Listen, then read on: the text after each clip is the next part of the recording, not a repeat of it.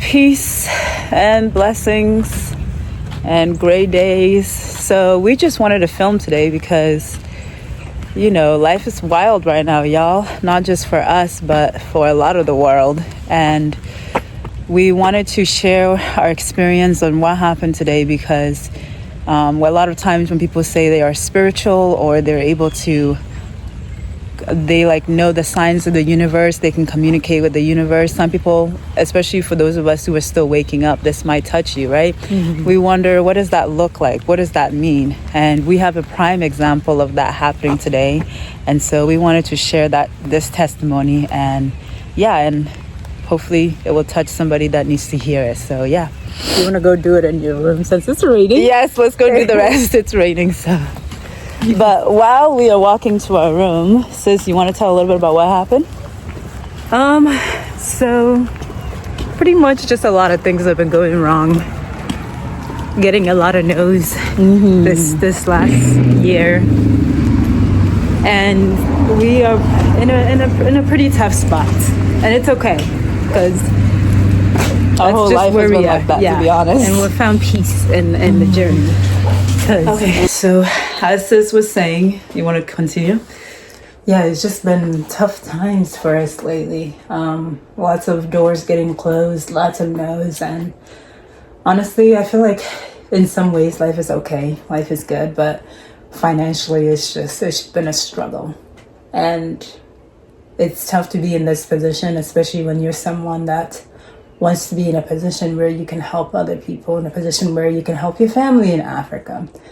And so somehow we got placed back in Houston and trying to find work for the last month. We had something lined up, ended up not going through. Which was the whole reason why we were in New Orleans and we had a gig to run a fireworks stand, and we've done for 2 seasons in a row.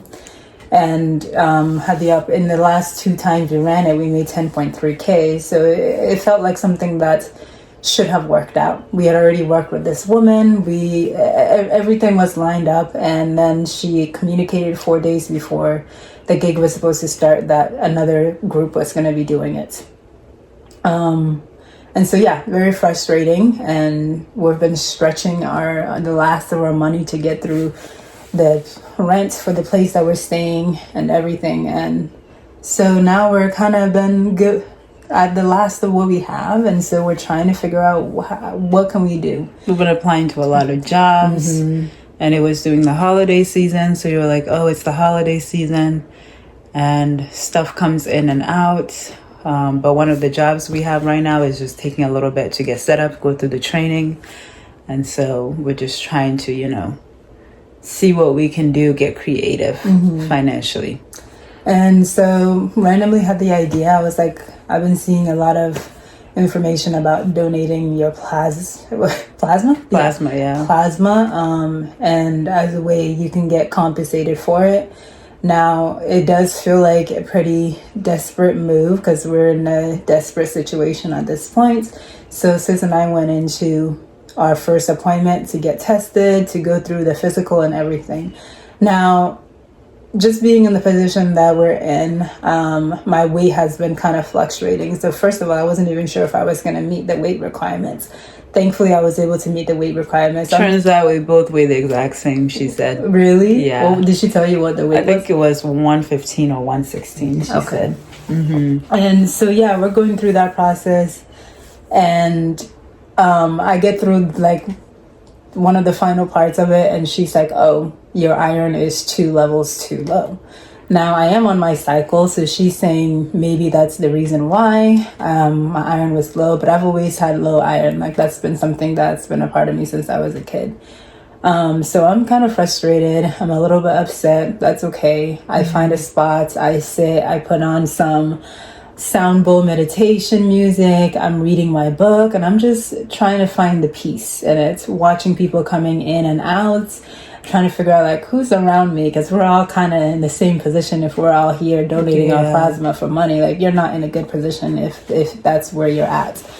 But Egypt goes through the whole process, and it turns out... Well, yes. So with me going through the process, another part of this that's interesting is the nurse that did my physical, because you have to get a physical every 4 months, and as a new patient, you have to get a physical just to make sure everything is good with you. So she's originally from France, beautiful accent, and I think I ended up asking her where her accent was from, if she didn't mind me asking, and she told me she was from France. And then she asked me something, and I ended up telling her I was originally from Ghana, Africa. And she was like, "Oh, how old were you when you came to the US?" And I was 9. And she was like, "Oh, so you're basically American." And that's what she told you. That's what she said. What was your answer?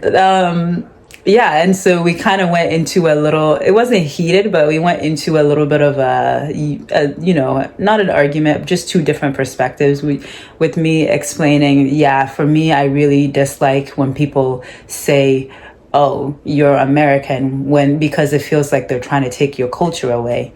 And then she was like, "Well, nobody can ever take something away, but when you've been in the States for most of your life, And she had asked me about my waist beats, why I had my waist beats on. And so she ended up using that as an example, because I ended up telling her I have my waist beats on because for me, it's connection to my feminine energy, the goddess, and my sensuality. And so she brought that up and she was like, yeah. And even, for example, and I told her, in Africa, for some of the younger kids, they use it to mark like their different adolescents as they're aging, right? To see their growth.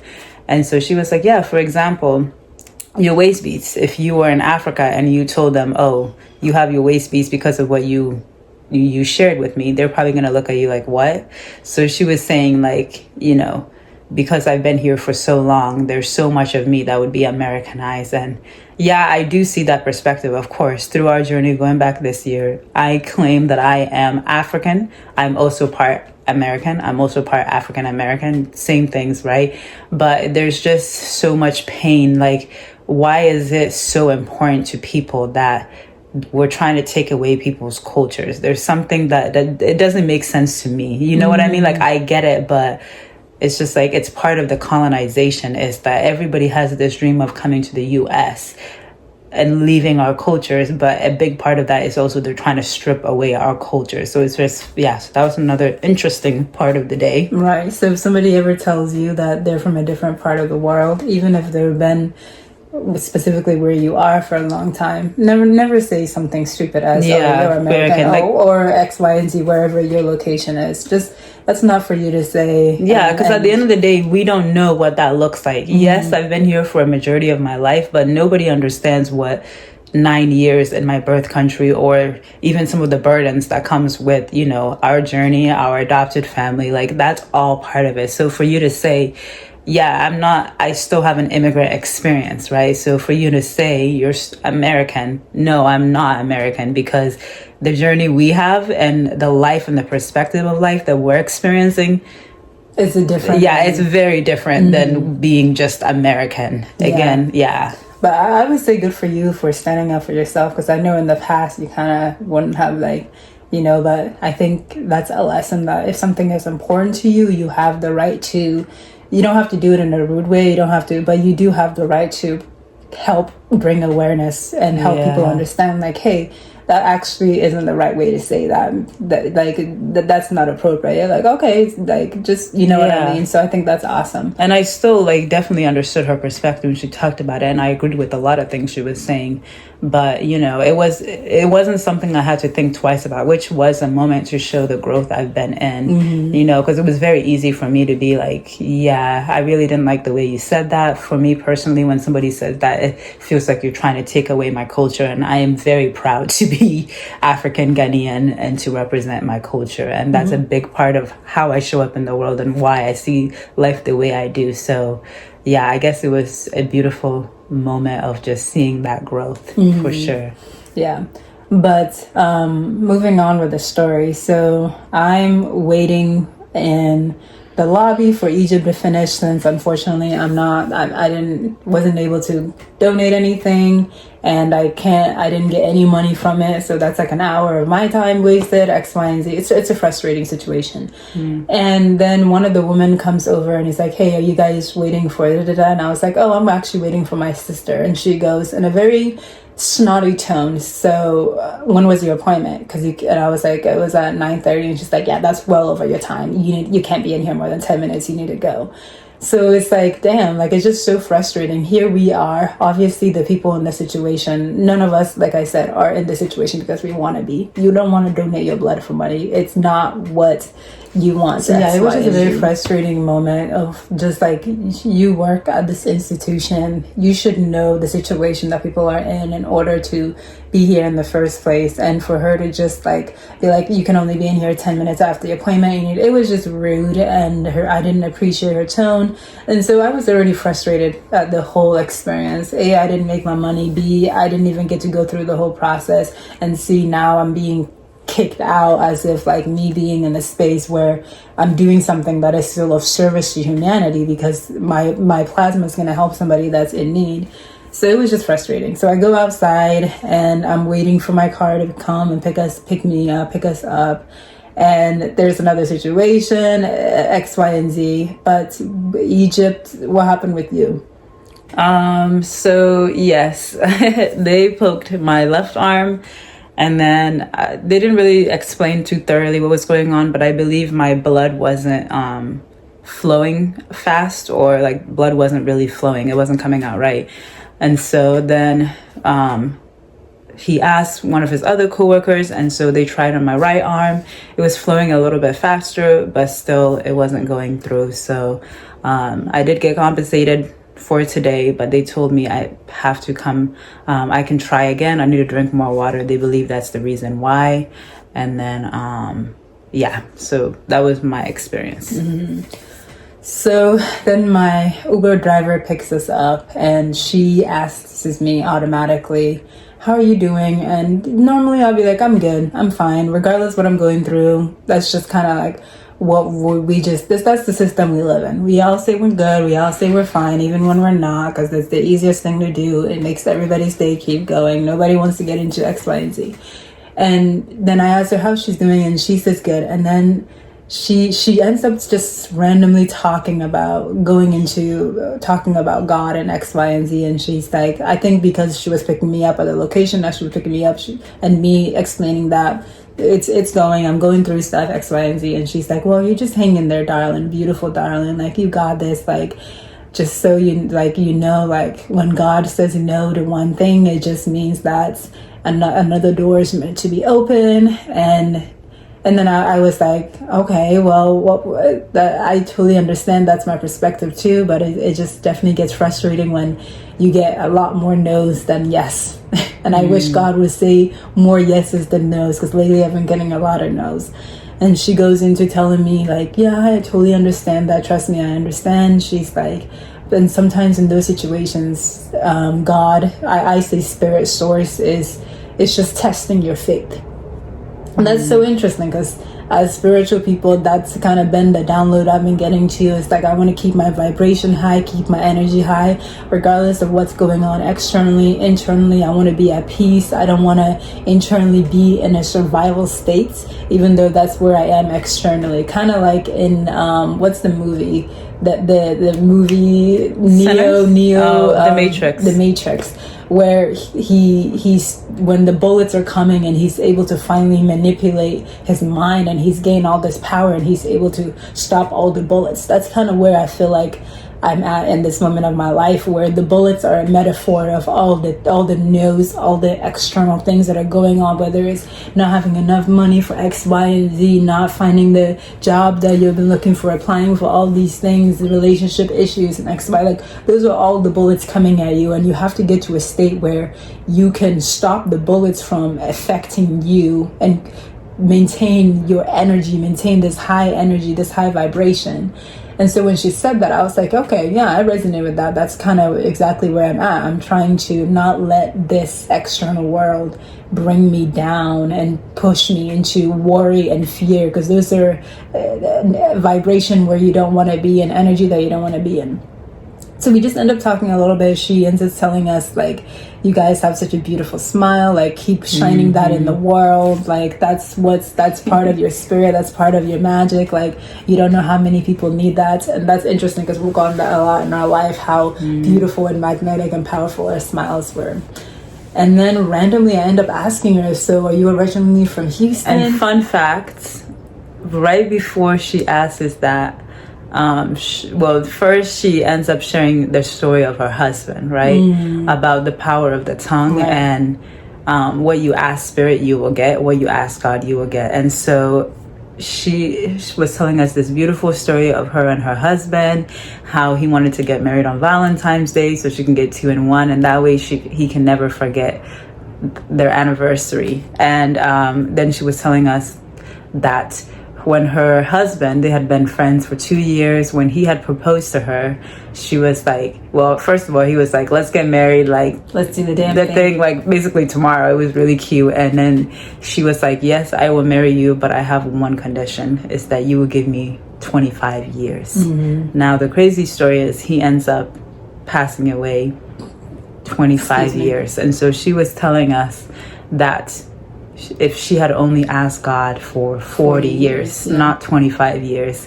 And so how really powerful, whatever we ask source, he will give us, she will give us. And to watch your tongue. And to watch your tongue. Yes. Is going to come back. So with that said, we're going to get a job. I'm going to go to massage therapy school starting February 9th. Everything is going to work out perfectly, and it's going to be a testimony. And sometimes the journey will test you, because God's word needs you to know that she is here, right? But anyways, after she shares that, I'm literally sitting there and I'm like, And she was talking about how she doesn't feel like nobody is in her car accidentally, that everybody comes in her car for a reason. And I'm literally sitting there and I'm like, Spirit, I feel like you have a question for me to ask this woman. What is the question I meant to ask But her? interesting enough, that's literally what I was thinking. And interesting enough, when you had looked at the clock, it was 11:11. And 11:11 is our spiritual number. Both of us have it marked on our hand. And also, there was a car that had came, because we're taking an Uber. And when the car pulled up, I thought that it was my Uber driver, and the car had 11:11 on it. And so it was just like so many alignments. I was saying 777. There was a lot of numbers. Yeah. So go for it. Yeah, no, you can tell. So then you asked, where are you from? Yeah. She ends up telling us about how she was adopted from Germany into a black family, went to an all-black school, was one of the only people that looked like her in her community, and was raped from the age of 5 to the age of 17. And then she was also, I literally started crying, because for somebody to... I went through that. Yeah, it's just, we've experienced many things on our journey, but thankfully that's one thing I was protected from. And I've always been like, if that happened to me, I just knew that's not something I could ever recover from. And it's not going to happen and to it's you, not, because we're protected from that. Yeah, because, and... I'm not sure where. It was just like a lot. Yeah. But yeah. Oh, she was also talking about how she was basically doing the era of the integration time. And so how all of these kids, she didn't look like anybody around her, right? No, the hair, the skin tone, and how they would have to take the buses, the black kids now, to the white schools, and how like for 45 minutes there, 45 minutes back, like people were just spitting the N-word at all of these black students. So that was very interesting too. Yeah. So she's been through a journey, and the powerful thing about this conversation is that it just aligns so much with us being adopted from Ghana, Africa, and then raised in a predominantly white community. It was white and Latin, but the community didn't really pay too much homage to the Latin part of the community. It was very white centered, and so growing they up, ran the shit. Yeah, they as they do in most places.